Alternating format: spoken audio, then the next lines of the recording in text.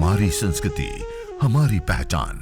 यज्ञ, योग, आयुर्वेद सदा रहे हमारे साथ। भारत के प्राचीन ग्रंथों एवं आधुनिक विज्ञान का दिव्य संगम, यज्ञ महिमा।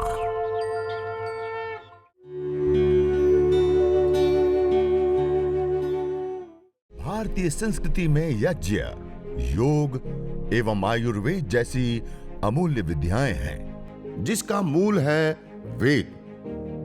इतिहास की ओर दृष्टि डालें तो भगवान राम, भगवान कृष्ण से लेकर राजा महाराजाओं, ग्रामवासियों व अरण्यवासी ऋषियों की कुटियों तक नित्य व नैमित्तिक यज्ञों का प्रचलन देखने को मिलता है।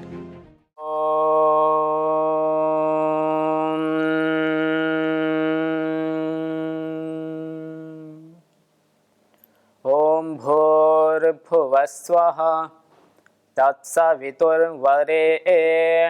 भर्गो देवस्य धीमहि धियो यो न प्रचोदयात्।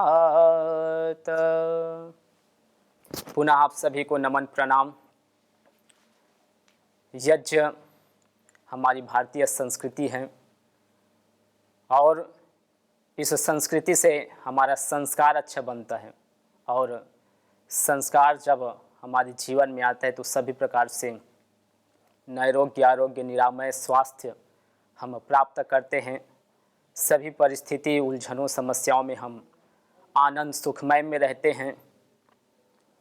तो यह जो यज्ञ की महिमा जो हम सुनते आए हैं, देखते आए हैं, और स्वयं कहीं न कहीं किन्हीं न किन्हीं पर्व विशेषों में हम ये यज्ञ, अग्निहोत्र, हवन, इष्टि कर्म करते हैं।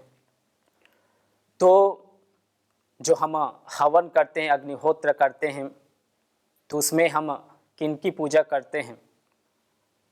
तो उसमें हम अग्नि की पूजा करते हैं। तो इस अग्नि से संबंधित एक कथानक आता है कि सर्वप्रथम किनकी पूजा होनी चाहिए। तब वायुदेव और जलदेव में यह आपस में संघर्ष चलता है, तर्क वितर्क चलता है कि इस संसार में सर्वप्रथम किनकी पूजा होनी चाहिए। दोनों आपस में कहते हैं कि पहले मेरी पूजा होनी चाहिए, नहीं, पहले मेरी पूजा होनी चाहिए। इसी बीच में जलदेव कहता है कि मैं पृथ्वी के अंदर भी हूँ, बाहर भी हूँ, और इस आकाश अंतरिक्ष में भी हूँ, तो मैं सर्वत्र व्यापक होने से मैं तुमसे बड़ा हूँ, इसलिए प्रथम पूजा मेरी होनी चाहिए। तब वायुदेव कहता है कि मैं इस संसार में जितने भी चर जगत है, गतिशील जगत है, उन सबको चेतन देने का, उन सबको प्राण देने का, आप मनुष्य से लेकर इतर प्राणी और जितने भी पेड़ पौधे, जिसमें भी जीव है, सबको जीवन देने का काम कोई करता है तो वो वायु है। तो वायु के कारण से ही ये हमारे शरीर में, अन्य जीवों में गतिमान है। तो इसलिए सबको प्राण देने से मैं बड़ा हूँ, प्राण प्रदाता हूँ। तब जो जलदेव है वह कहता है कि अच्छा ये बताइए कि जब तुम प्रदूषित हो जाते हो, और हम देखते हैं आज का जो समय चारों ओर पॉल्यूटेड एरिया है, प्रदूषित वातावरण है, उसमें हम 24 घंटा रह रहे हैं। जो वायु हमको प्राण देती थी, आज वो विनाशक बनती जा रही है। तो जलदेव कहता है जब तुम प्रदूषित हो जाते हो तो उसको शुद्ध बनाने का काम कौन करता है?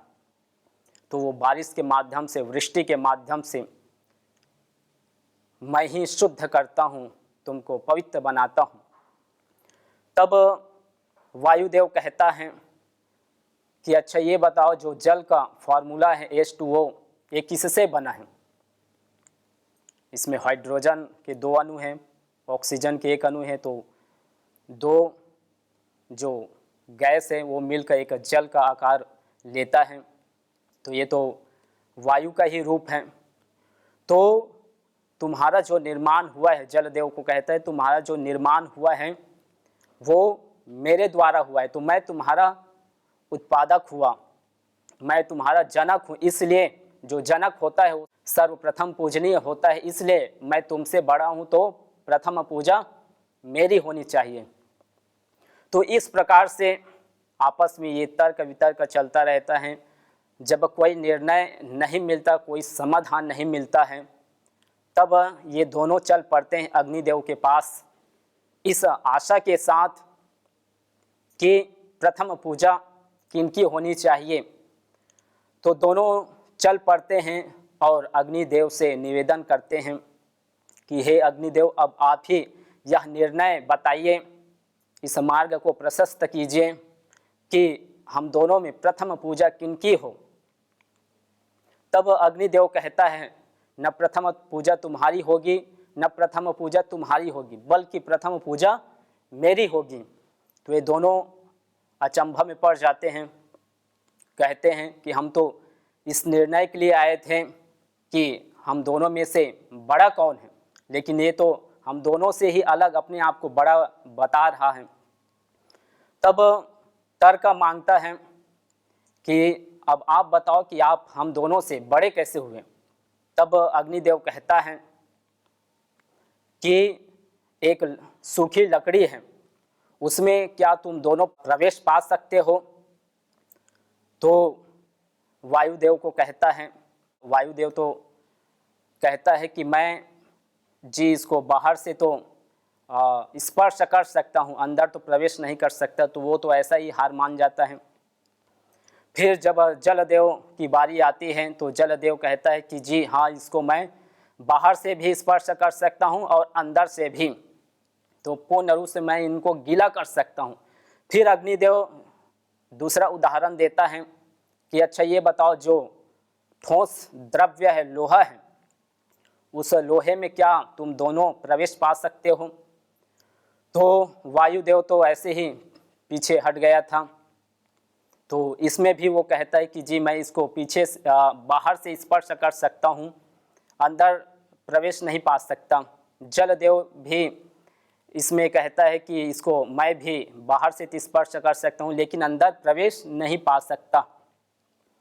तब अग्निदेव कहता है कि मैं इसको बाहर से भी और अंदर से भी, दोनों ओर से मैं इसको, अर्थात इसके रग रग में मैं प्रवेश पा सकता हूँ, इसके एक एक अणु परमाणु में मैं प्रवेश कर सकता हूँ। तो इसलिए हम देखते हैं कि जितने भी पदार्थ हैं, आप किसी, ये सामने आप देखें टेबल, इसमें जो कांच है, अब इसमें हम जल डालना चाहें तो जल इसके अंदर प्रवेश नहीं पाएगा।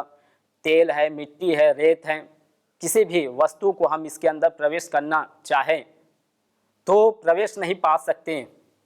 लेकिन यदि इसके अंदर हम अग्नि डालें तो अग्नि तुरंत फैल जाती है, इसको अग्नि तोड़ सकती है।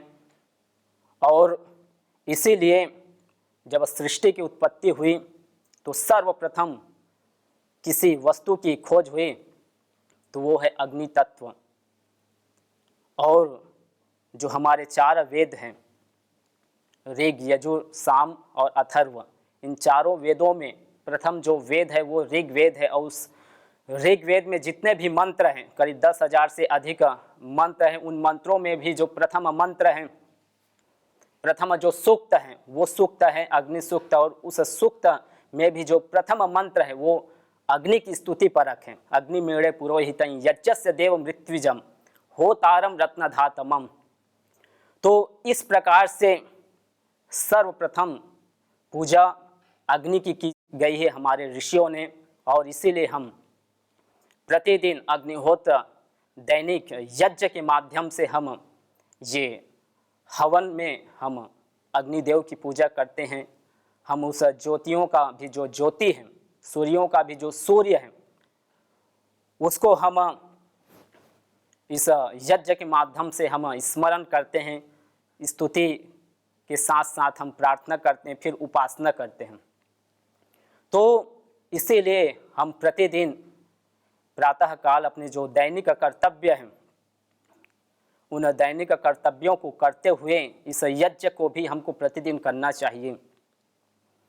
और इसीलिए महर्षि मनु ने कहा, उदिते होतव्यम अनुदिते होतव्यम समया अध्युषिते होतव्यम सर्वथा वर्तते यज्ञ इति यम वैदिकी श्रुति कहा कि प्रातः काल सूर्योदय के समय हवन अग्निहोत्र यज्ञ करो, प्रातः काल समय नहीं है तो सायंकाल सूर्यास्त के समय हवन करना चाहिए। दोनों समय आपके पास नहीं है तो किसी भी दिन में एक समय निश्चित कर आप हवन के लिए, यज्ञ के लिए समय आप एक बांध लो अवधि और उस समय हवन करो, लेकिन करना ही है। सर्वथा वर्तते यज्ञ इति यम वैदिकी श्रुति कहा कि ये वैदिक श्रुति है, इसको हमेशा करना चाहिए। और जो प्रतिदिन हवन नहीं करता है, अग्निहोत्र नहीं करता है, तो उनके लिए श्रीमद् भगवद गीता में भगवान श्री कृष्ण जी कहते हैं कि यज्ञ शिष्टः सिनासंतो मुच्यन्ते सर्वकील विषय भुज्यन्ते ते त्वघम पापा ये पचन्ति आत्मकारणात्, कि जो बिना यजन किए, बिना हवन किए भोजन ग्रहण करता है, अन्न प्राशन करता है, वो अन्न प्राशन नहीं करता बल्कि वो भोजन के रूप में वो रोगों को भक्षण करता है, वो पापों का भक्षण करता है, वो बीमारियों का भक्षण करता है।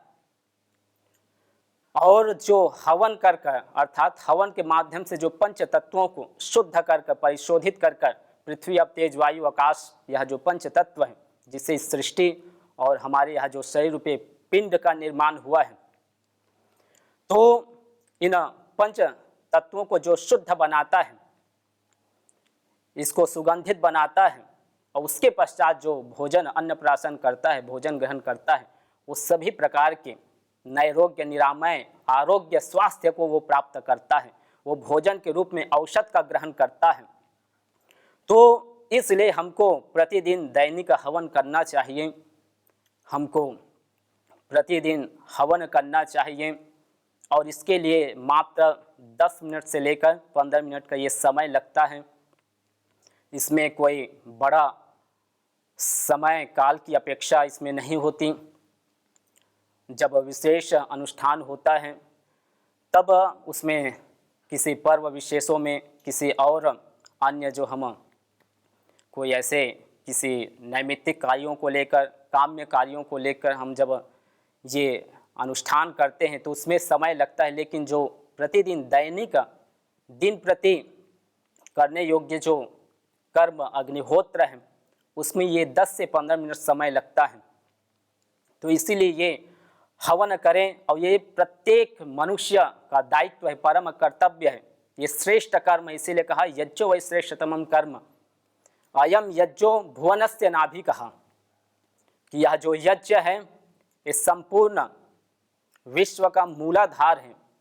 अर्थात संपूर्ण विश्व को यदि हमको व्यवस्थित करना है, उसको सुचारू रूप से हमको चलाना है, तो हम प्रतिदिन हवन करें, क्योंकि ये सर्वश्रेष्ठ कर्म है।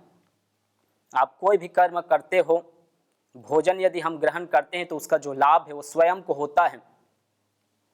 अन्य हम और जो मेडिसिन लेते हैं, दवाई लेते हैं, तो उसका लाभ केवल हमको ही होता है, लेकिन ये ऐसा औषध है, ऐसी दवाई ही है जिसको करने से सिर्फ स्वयं को नहीं, सिर्फ परिवार के सदस्यों को नहीं, बल्कि आसपास जो रहने वाले हमारे पड़ोसियां हैं या अन्य जो जीव जंतु हैं, पेड़ पौधे हैं, वहाँ का जो वातावरण है, उन संपूर्ण जीव से लेकर जड़ चेतन जगत को सबको स्वास्थ्य मिलता है, शुद्ध प्राण वायु हम देने का कार्य करते हैं। तो इसीलिए इसको श्रेष्ठतम कर्म कहा गया, इसीलिए इसको पुण्यों की फैक्ट्री भी कहा गया है।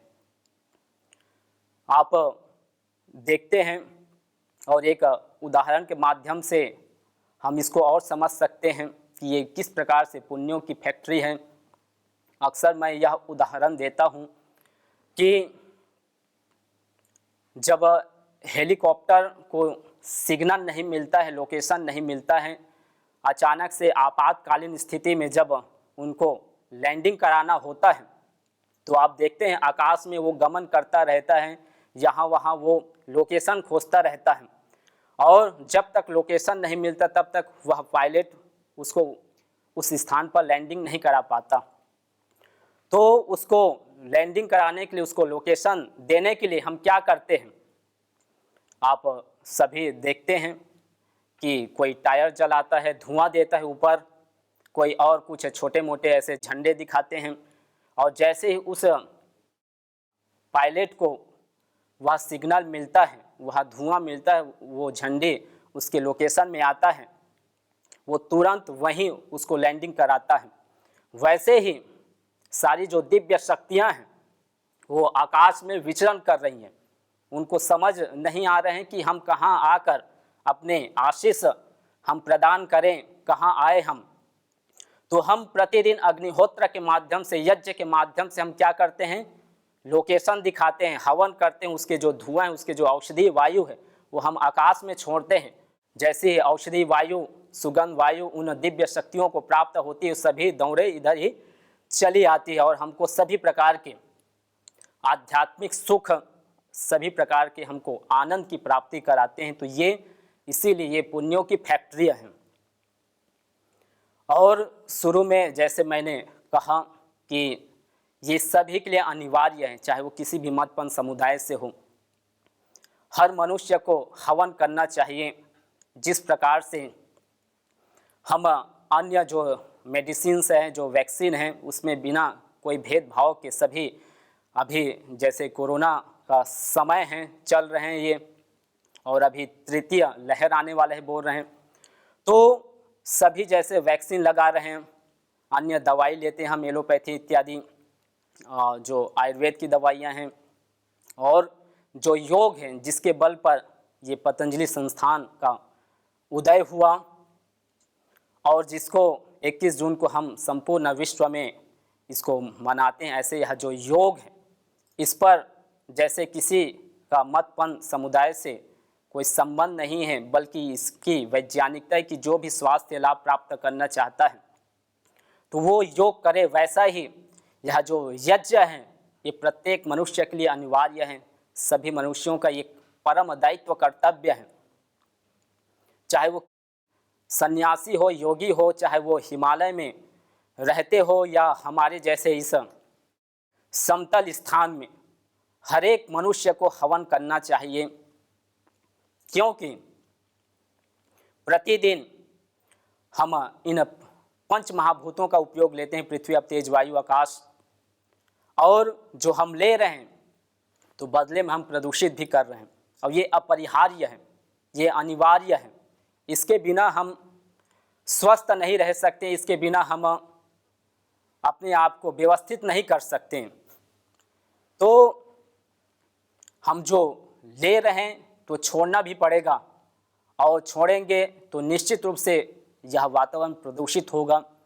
जैसे हम देखें, जो भोजन है, भोजन हमको इस धरती माता से प्राप्त होता है।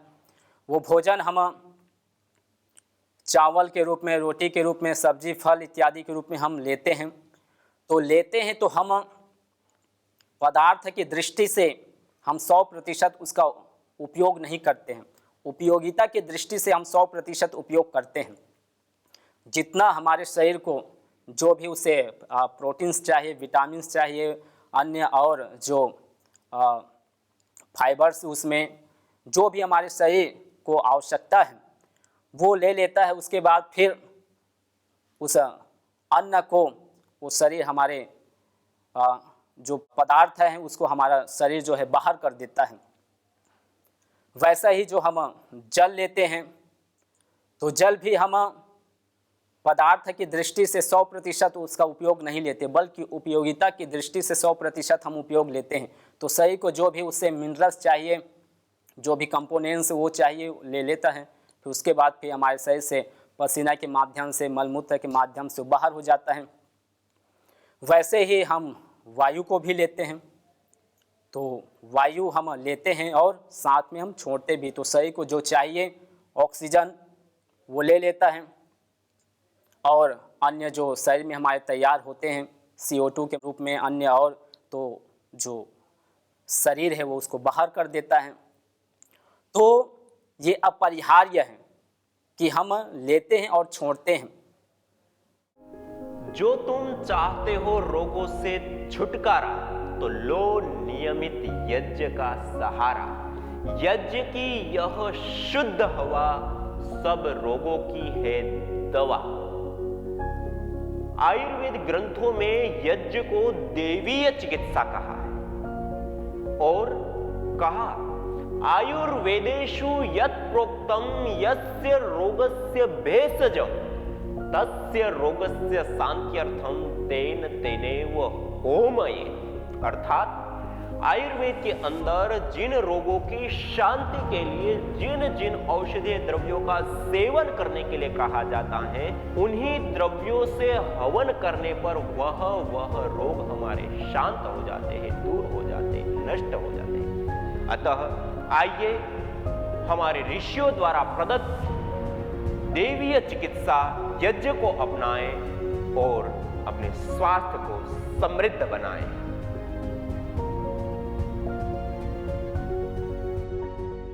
हमारा समस्या था साइनस, जिसको अंग्रेजी में साइनोसाइटिस कहते हैं। तो इसको हम कई जगह दिखाए, जैसे अपने गांव से निकल करके दिल्ली गए, दिल्ली में एम्स में दिखाए, उस दिखाने के बाद राम मनोहर लोहिया में भी दिखाए, उसके बाद फोर्टिस अस्पताल में भी दिखाए। वहाँ पे जब हम दवा चलाने के बाद वो स्प्रे किए, सब किए, लेकिन इस बीमारी में हम नाक का बीमारी बढ़ चुका था। एक स्वर बंद रहता था, जो सूर्य स्वर कहते हैं, दाहिना नाक, वो बंद था। तो बंद होने का कारण तो मालूम चल गया। अब दवा चलाने के बाद भी वो बीमारी में कोई असर नहीं, जब तक चलाते थे तब तक ठीक था। एक दवा है 25 सेकंड में 2 बूंद डालने के बाद नाक को कितना भी जाम है खोल देता है, लेकिन उसका साइड इफेक्ट ये रहा, लगातार डाले तो आदी हो गए, अब उससे भी नहीं खुल रहा था। अब उसके बाद फिर दूसरे हॉस्पिटल में दिखाया, एक सरकारी अस्पताल है, सिविल अस्पताल, जो गुरुग्राम में है। वहाँ पे दिखाए तो वहाँ एक मेम करके थी, उसने बोली कि बेटे आपको ऑपरेशन कराना पड़ेगा। तो वहाँ ऑपरेशन के बारे में भी जाने, वो बोली कि छोटी ऑपरेशन है। तो वहाँ ऑपरेशन के बारे में जानने के बाद हमने फिर दूसरे अस्पताल में, एक प्राइवेट अस्पताल है, उसमें गए, बोले कि ऑपरेशन अब करा लेंगे, क्या दिक्कत है। तो वहाँ जाने के बाद कई सारे मरीजों से पूछताछ किए, तो एक मरीज ने बोला कि हम ये दोबारा ऑपरेशन कराने आए हैं, यानी कि उसको एक बार कराने के बाद साल भर बाद बोला कि हमें फिर से ये बीमारी हो चुका है। और सारे व्यक्ति से मिले तो एक बोले कि 3 बार हम ऑपरेशन कराए हैं। कोई बोल रहा था कि जब डॉक्टर से वो मिले तो उसने बोला कि ठीक हो जाएगा, परमानेंट ठीक होगा। तो हम पूछे कि भाई एक तो ये यहाँ पर 3 बार आई हुई है, तो ऑपरेशन थिएटर के पास तक गए, वहाँ से वापस आ गए, बोले कि ना अब हम ऑपरेशन नहीं कराएंगे। तो फिर अब अंतिम में सोचे कि अगर कोई ऑप्शन नहीं मिलेगा योग प्राणायाम करेंगे, कोई अगर ऑप्शन नहीं मिलता है तो ऑपरेशन करा लेंगे। तो रास्ते में पूज्य स्वामी यज्ञदेव जी से हमें बातचीत हुआ। तो बातचीत में उसने मोबाइल पर कई सारे अपना वो दिखाए ट्रीटमेंट के बारे में कि ऐसे ऐसे हम ट्रीटमेंट करते हैं, इतने लोगों को ठीक कर दिए। तो उसने जब दिखाए तो उसका मतलब हमें काफ़ी प्रभाव रहा, अंदर से लगा कि हाँ ठीक हो जाएगा। तो हम भी तैयार हुए और यज्ञ का जो सामग्री बताए उसको हमने प्रतिदिन करना चालू कर दिए। तो जब चालू किए तो देखे कि 4-5 दिन जब उसका गर्म जब उसका वो ताप लग रहा था, जो धा बोलते हैं, वो लगने के बाद वो नाक को देखे कि खोल दिया, उसको ढीला किया, तो हमें राहत मिला। उस दिन रात को खूब अच्छे नींद में एकदम मतलब कहा जाए तो मस्ती से सोए और बहुत अच्छे से सोए। तब लगा कि हाँ कुछ तो है, यज्ञ में तो कुछ तो है। तो हमने लगातार यज्ञ करना स्टार्ट किया और यज्ञ करने का ये परिणाम रहा कि आज जो हमारा बीमारी है 100% ठीक हो चुका है। और ये मात्र हम ये परिणाम कितने दिन का है? 3 माह का। यज्ञ भारतीय संस्कृति का मूल है। तो आइए हम संकल्प लें, संसार के श्रेष्ठतम कर्म यज्ञ को अपनाएं। पिंड और ब्रह्मांड में संतुलन कायम करने वाले यज्ञ को अपने जीवन का अभिन्न अंग बनाएं एवं प्रकृति मां के प्रति अपने ऋणों को अदा करें। विश्व स्वास्थ्य का एक नारा, यज्ञ से होगा जग उजियारा। भारतीय संस्कृति की अमूल्य विरासत यज्ञ की महिमा को जानने हेतु वैदिक चैनल पर प्रतिदिन प्रातः एवं सायं 11:30 बजे यज्ञ महिमा कार्यक्रम से जुड़े। विशेष जानकारी हेतु संपर्क करें। मोबाइल 9068565306।